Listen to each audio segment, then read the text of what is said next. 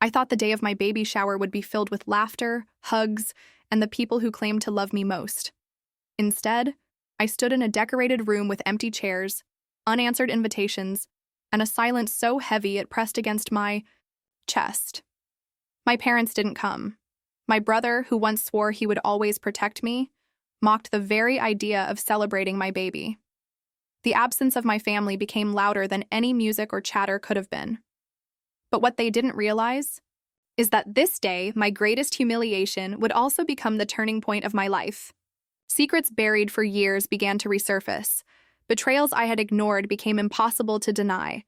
And in their cruelty, my family unknowingly gave me the strength to choose a path that would change everything, not only for me, but for the child I was about to bring into this world. This is not just a story about abandonment. It is about awakening, about finding strength where love should have been, and about discovering that sometimes the family we need is not the one we are born into. I always imagined my baby shower as the moment where my life would finally feel complete. A room filled with balloons, pastel decorations, the smell of cake in the air, and my family around me, proud and smiling, welcoming the child I was about to bring into this world. Instead, what I got was a silence so loud it swallowed me whole. I remember standing by the table we had decorated the night before, pink and white ribbons, tiny paper clouds dangling from the ceiling, cupcakes with little footprints carefully iced on top. My best friend, Julia, had helped me put everything together. She was the one who kept saying, "Don't worry, they'll come. Families fight, but they always show up for things like this." I wanted to believe her. I wanted to believe that no matter how strained things had been with my parents and my brother, they wouldn't abandon me on a day like this. But as the minutes ticked by, and then the hours, my hope began to shrink. Every time the door opened, I thought it might be them. Every time my phone buzzed, I expected a message saying they were on their way. Instead, the door kept opening for acquaintances, co-workers, neighbors who had only met me in passing, and the phone only lit up with silence. At some point, Julia leaned close and whispered, "Do you want me to call them?" But I shook my head. I didn't want anyone to hear me beg my own family to care about me. I didn't want anyone to know how deep the wound really went. I tried to smile through it. I posed for pictures, opened the few gifts that were brought, and thanked everyone for being there. But I could feel the pity in their eyes. Everyone noticed the empty chairs at the front of the room. Everyone knew those seats were meant for my parents, for my brother. And everyone knew they had chosen not to come. Later that night, when the last guest had left and the smell of food had already begun to fade, I sat on the couch with the decorations still hanging around me. My phone vibrated. My heart leapt. Finally, I thought, an apology, an explanation, maybe even a promise to make it up to me. But when I opened the message, it was from my brother. "Hope you had fun at your little pity party," he wrote. "Maybe. Next time, don't expect people to celebrate mistakes." The words cut through me sharper than any knife could. A mistake. That's what he thought of me. That's what he thought of my child. And worse, that's what my parents must have thought too, because they hadn't even tried to stop him from writing it. I wanted to scream, but no sound came out. Instead, I felt this coldness spread through my body, heavier than grief, deeper than anger. It was the kind of pain that doesn't just sting for a moment but reshapes you completely. Julia sat beside me quietly. She didn't need to say anything. I think she knew words wouldn't be enough. She just placed her hand over mine and looked at me in a way that told me I wasn't as alone as I felt.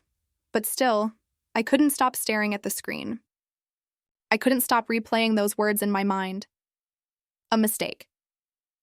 That night, I made a silent promise. If my family could turn their backs on me at the moment I needed them most, then I would stop begging for their love. I would stop pretending they cared. I would raise my child in truth, not in illusions, and I would never let them grow up believing they were unwanted. But what I didn't know, what I couldn't even imagine, was that my family's cruelty wasn't just neglect. It was the beginning of a revelation so ugly, so devastating, that it would unravel everything I thought I knew about them. And that revelation began with the phone call I received the very next morning. The morning after my baby shower, I woke up with swollen eyes and the bitter taste of disappointment still stuck in my throat. The decorations were still up, but they looked pathetic in the daylight.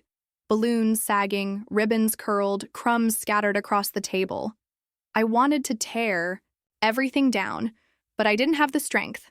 I just sat there in the quiet, holding my belly, whispering to my baby that I would do better for them, that they would never know the emptiness I had felt the night before. That was when my phone rang. At first, I thought it might be my parents finally reaching out, maybe with some flimsy excuse for why they hadn't shown up. My hands shook as I picked it up, but it wasn't my parents. It was a number I didn't recognize. "Hello?" My voice cracked when I spoke. There was a pause, then a woman's voice. Calm, low, almost careful. Is this Sarah?" "Yes." "Who is this?" Another pause. "My name is Angela. I don't know how to say this, but I think we need to talk. It's about your family." My chest tightened. "What about my family?" She hesitated again, then sighed. "I think you deserve to know the truth. Meet me, please. It's important." I should have hung up. I should have told her I didn't want to hear it.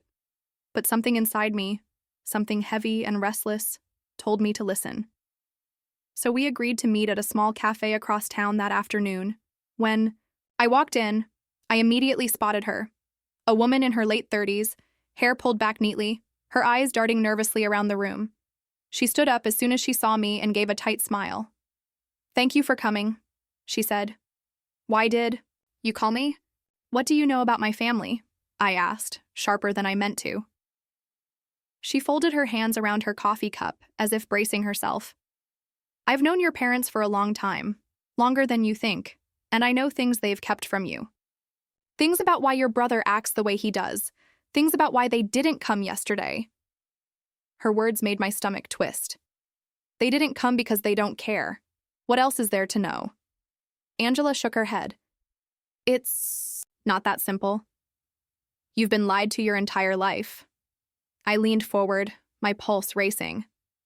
"Lied to about what?" She looked at me, her eyes glistening. "About who you really are, about where you came from, about why your brother has always treated you the way he does. You're not just the family's black sheep, Sarah. You're something else entirely." The room felt like it was spinning. My hands clutched the edge of the table, my nails digging into the wood.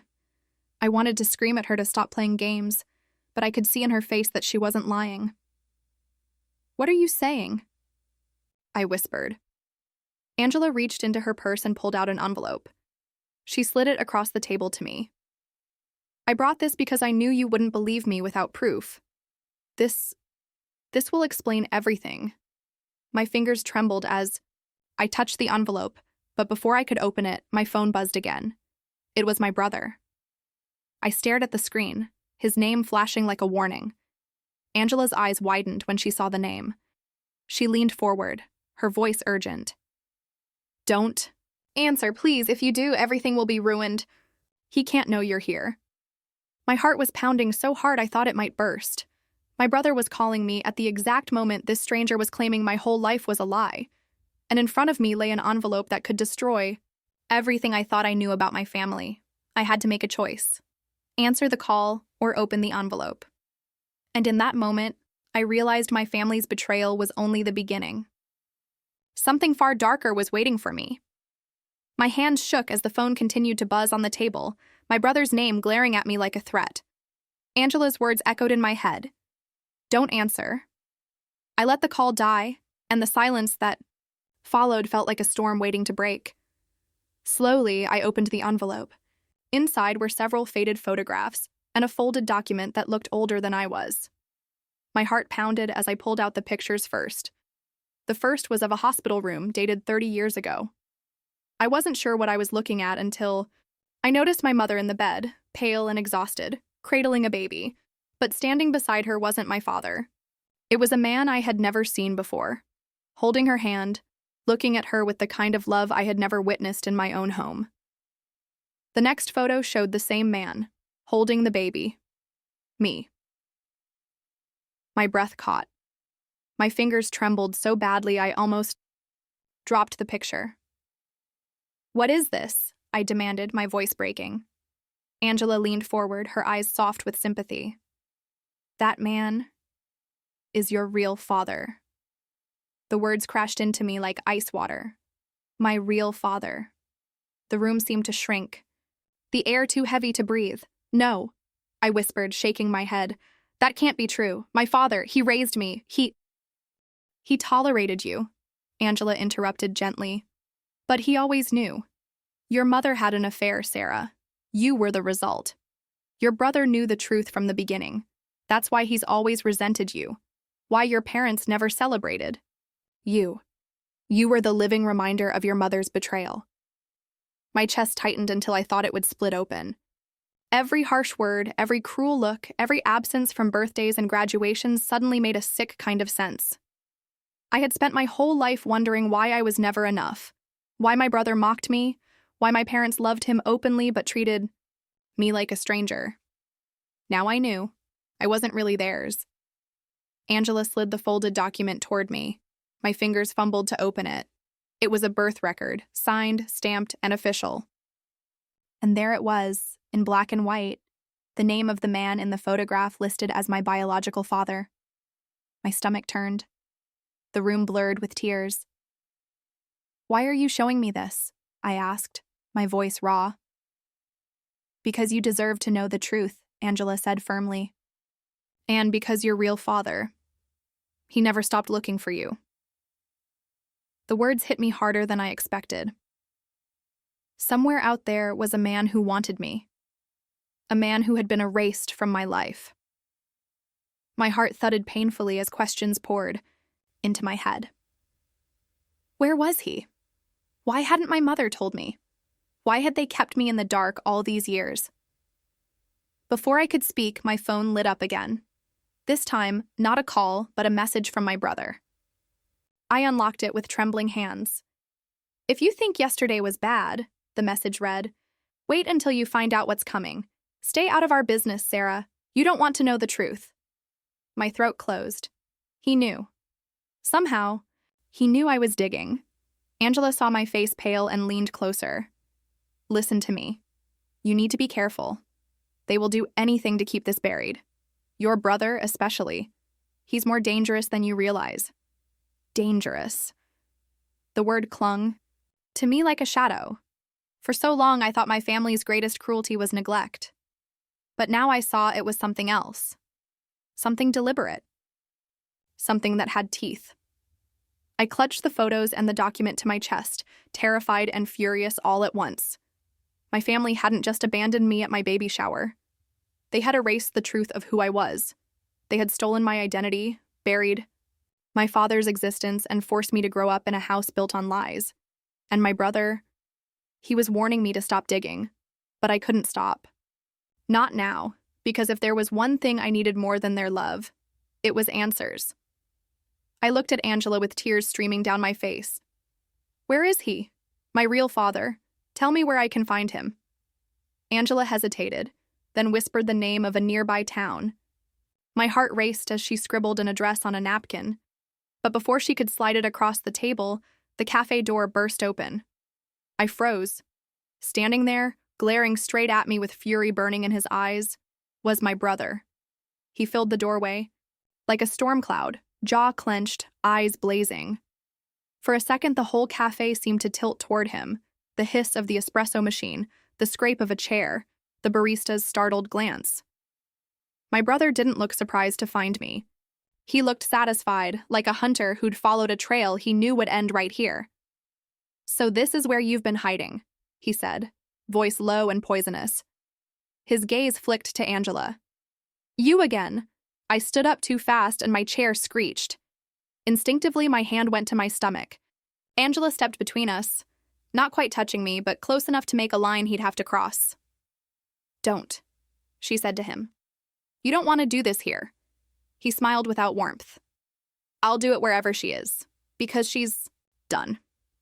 His eyes slid to the envelope clutched in my fingers. "Give me that." "No," I said. My voice surprised me. It didn't shake. He scoffed. You don't know what you're holding. You don't know who she is. He jerked his chin at Angela. Tell her, Angie. Tell her why your photocopies look so official. Angela didn't blink. I told her the truth. The truth? He laughed. You got fired from St. Luke's for stealing patient records. You tried to sell my family's business to the tabloids. Want me to keep going? A few heads turned. Heat climbed my neck. Angela's face didn't change, but something brittle moved behind her eyes. I wasn't fired, she said evenly. I left after your father threatened me. My father? I snapped. You mean the man in those photos? The one who held me the day I was born? Or the man who raised me and couldn't be bothered to show up yesterday? For the first time, my brother flinched. It was small, but real. He recovered fast, leaning into me, voice soft like a blade. You want to blow up everyone's life because you're emotional. She's manipulating you. She always has. Always? I said. How long have you known her? He opened his mouth, closed it. Angela's gaze sharpened. Since the night your mother signed the non-disclosure, she said to me. He was there. He watched her write my name on it. What non-disclosure? The words echoed, hollow. My brother's nostrils flared. Stop talking, he hissed at Angela, then leaned to me. There's nothing in that envelope you need. Give it to me. We go home. We fix this. Fix. The word snapped something in me. The balloons sagging in our living room, the cupcakes. No one ate, his text calling my baby a mistake. I felt calm and clear. You fix nothing, I said. You bury, you threaten, you mock. Why didn't you come to my shower? Why didn't Mom and Dad? His mouth twisted. To keep you from repeating a pattern. What pattern? I asked. Loving a child? Angela drew a breath. The pattern of being paid to keep quiet, she said gently. Your biological father set up a trust when you were born. A letter was supposed to reach you on your 18th birthday. It never did. I stared at her. What trust? My brother's hand sliced the air. Lies. Angela pulled a small plastic bracelet from her bag. It was faded and cracked. A hospital tag with 2 names written on it.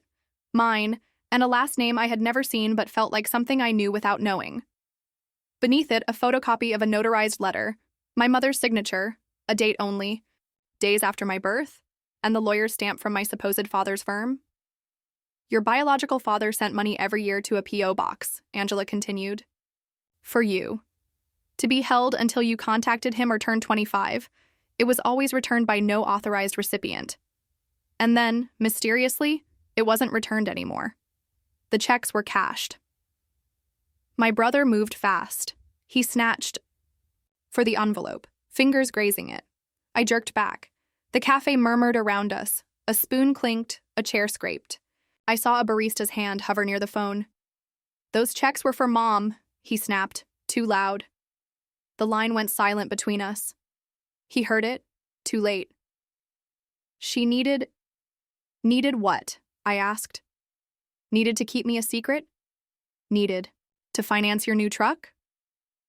My voice rose with something sharp and bright. Did you intercept my mail? Did you throw away letters meant for me? His jaw worked. He didn't deny it. He leaned in so close I could see the red in his eyes. That man is not what you think, he said low. He ruined our family. He ruined Mom. He'll ruin you. He'll take you away from us. I almost laughed. You can't take what you've already thrown out. A muscle in his cheek jumped. Then he looked at Angela again, hatred thin as wire. And you? What are you really? Why are you so invested? Angela swallowed. Because he's my brother, she said. Your biological father is my brother. And he is running out of time. The room tilted again. A strange sound left my throat halfway to a sob. I looked down at the bracelet in my palm, at the unfamiliar last name that somehow fit like a missing tooth. Where is he? I whispered. In Greenfield Hospice, Angela said. He asked me to find you. He wants to see you before... She stopped. Before he dies, my brother finished, vicious with triumph, as if the word belonged to him. You hear that? You get one little scene, and then what? You think he's leaving you some fortune? Grow up. The only thing waiting for you there is a mess you can't afford.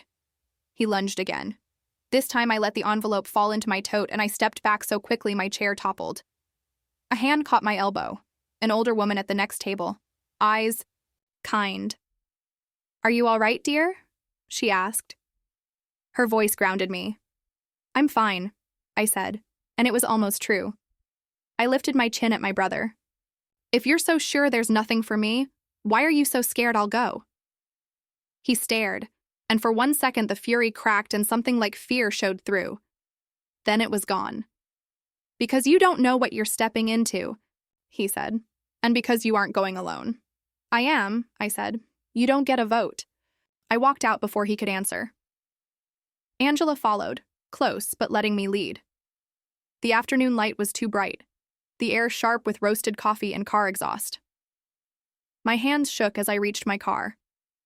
When I opened the door, the glove compartment jolted loose and spilled its contents. A small black device clattered onto the floor mat, blinking a tiny red light. I picked it up, cold seeping into my bones.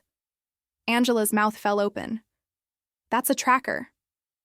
Across the street, a dark sedan idled. Behind the tinted glass I felt, rather than saw, eyes on me. My phone rang in my hand. Unknown number, I answered. Static. Then a man's voice, thin but certain. Sarah? My name cracked me open. I clutched the tracker, the bracelet, the phone. Dad? I whispered. On the other end, a shaky breath. Come to me, but listen carefully, don't trust. The call cut out with a click that sounded like a door slamming. The phone went dead in my hand, but the sound of that voice, thin, rasping, calling me by name, echoed inside me with a force nothing could erase. Dad. Not the man who had ignored me all my life, but the one I had never known. The one who had been hidden from me, erased from my story, yet still reached out with a word that carried more weight than any I'd ever heard. Angela grabbed my wrist. We have to move now. If he called you directly, someone else knows too. They'll try to stop you. My legs felt heavy, as if my body didn't want to move, but I forced myself forward. The tracker in my hand blinked like a tiny, merciless heartbeat. My brother had been watching me, following me, planning something. The car across the street was still idling, its tinted windows unbroken mirrors. I couldn't see who sat inside, but I felt their gaze. Angela ushered me quickly into my car. She tore the tracker from my fingers, tossed it into her purse, and whispered, If they think we don't know, it buys us time. The drive to Greenfield was a blur of highway signs and questions I couldn't form. Every mile felt like a countdown. What would I say to him? What would he say to me? And what if my brother was right? What if this man was dangerous, or worse, nothing like the father I had imagined? Angela's hands gripped the wheel so tightly her knuckles blanched. He's weak, she said quietly. But his mind is sharp. He wanted to see you before he couldn't anymore. I pressed my hand against my stomach. My baby kicked, as if reminding me that this wasn't just about me. It was about giving them a truth that had been denied to me. When we finally pulled into the hospice parking lot, my chest tightened. The building looked ordinary, almost kind, with its red bricks and wide windows. But inside, I knew, was a man whose blood was my own. Angela led me down a quiet corridor, the air filled with antiseptic and the soft hum of machines. Every step echoed too loudly. Then she stopped in front of a door, her hand trembling on the handle. He doesn't have much strength, she whispered. But he's been waiting for you. I nodded, though my legs felt like they could collapse. Inside, the room was dim, lit only by a soft lamp. On the bed lay a man whose body looked fragile, but whose eyes lit up the moment they found mine. Even through the lines of age and illness, I recognized him. He was the man from the photograph, the man who had held me when I was born. Sarah, he whispered. The sound of my name from his lips shattered me. Tears rushed to my eyes before I could stop them. I stumbled forward, clutching the bracelet Angela had given me. "It's me," I said, choking on the words. "I'm here." His hand reached out, trembling but steady in its intent. I took it, and in that moment the world shifted. For the first time in my life, I felt something I had been starved of: belonging. "I tried," he said, his voice weak but urgent. "I sent letters, money, I fought. But they kept you from me. Your mother, she was scared. And your brother, he knew. He was told to protect the secret." I swallowed hard. "Why didn't you come for me?" His eyes glistened. "I was forced out, legally. They said I'd ruin her marriage, that I'd ruin you. And then, when I got sick, I lost the fight. But I never stopped hoping you'd find me." His chest rose in a rattled breath. "There's something you need to know about the trust, about what they've been taking from you." My grip on his hand tightened. "I know, Angela told me. The money, the letters, they intercepted everything." His eyes flickered with pain, then determination. "Not just that. There's more. I left you something, a file, proof. It's in—" He coughed violently, the sound tearing through me.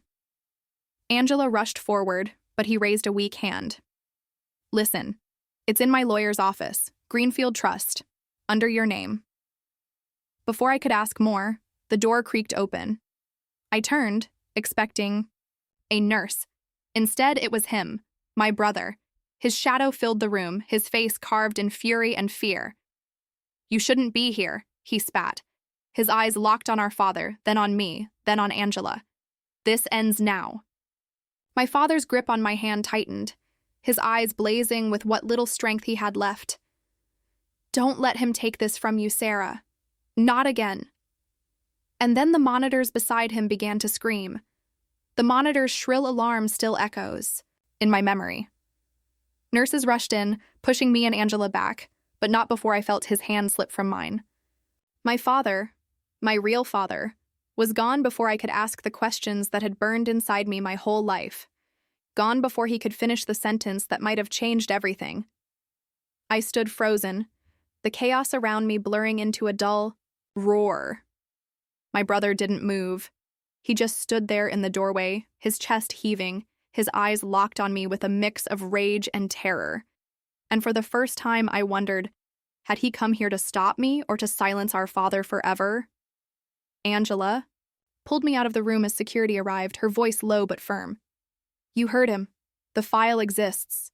If your brother tries to destroy it, he'll only prove everything we've said." But my legs felt like stone. My mind replayed the image of my father's face, his eyes pleading with me, his final words unfinished. I had found him, but I had lost him in the same breath.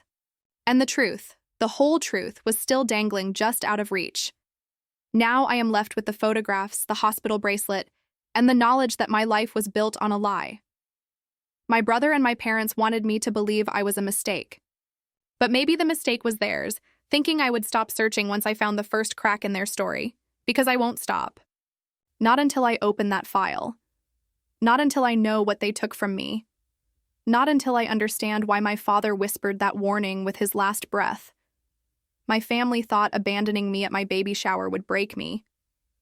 Instead, it woke me.